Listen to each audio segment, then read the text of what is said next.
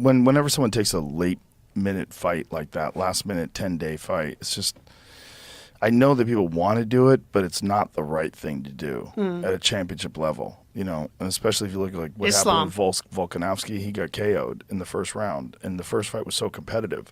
And you got to wonder, like, would he have gotten KO'd if he had a full camp? Like, would the result have been different? Would he have prepared differently? Would he have 100%, right? More faith in his cardio? Same thing with Kamaru Usman and Khamzat Chimaev. Same thing. Like, you didn't trust his cardio. It's just...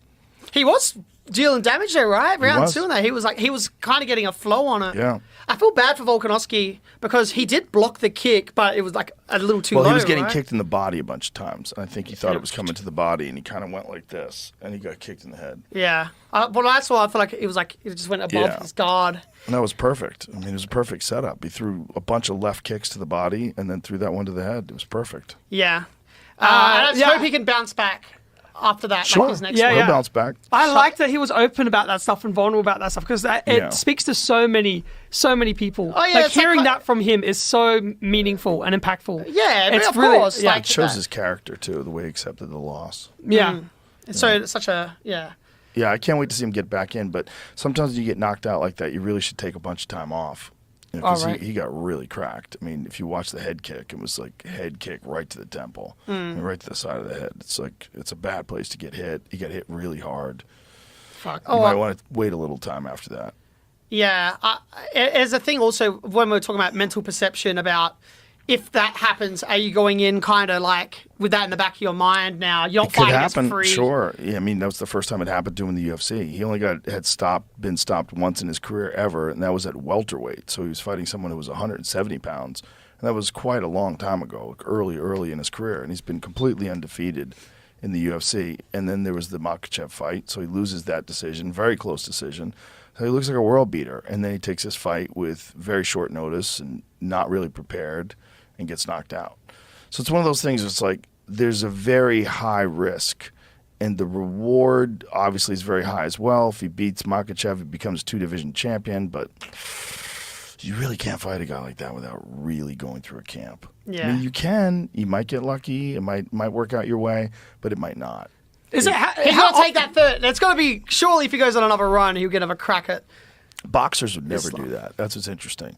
Like if Terrence Crawford was supposed to fight Errol Spence and Errol Spence got injured 10 days out, they would just cancel the fight. Yeah. They would never have a completely different opponent step in with no camp on 10 days' notice.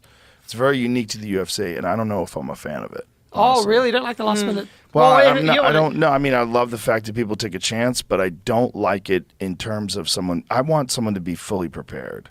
That's what I really like. I like when someone goes through a full camp, fully prepared, absolutely ready for this one opponent, because you're dealing with this insanely high-risk sport that's very difficult to do. And I just don't feel like with proper preparation, you can, he's probably at 65% of what his potential is. Yeah. And he feels like, because he's such a champion, he feels like that's enough. But I guess it's in service of the people that have bought the tickets that have done it. They're trying to not let down the fan base. Yeah, but this guy's got a lineage. He's got a legacy to worry about. I mean, his full career. And one loss like that can define you forever because it can change the course of your career, especially if it's a really bad knockout. Like if you get completely knocked unconscious, go to the hospital, neck brace, the whole thing, wheeled out on a stretcher, that can define your entire career. It can change the course of your career. Yeah. And that, sorry, just, I got to say, this is so surreal that we're talking fighting on Germany.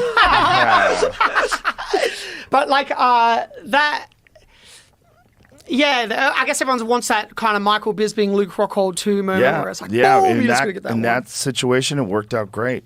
Yeah, it's rolling the dice. It's like, he rolled the dice. But Michael Bisping is a crazy dude. I mean, that's a guy who fought 10 people with one eye. One eye, I like that reveal thing where he pulled. Yeah, that's crazy. I mean, just wild. Yeah. How uncoordinated. Our dad has one eye, and he's like a bit off. Your depth perception gets very skewed. Like, you don't exactly know where things are.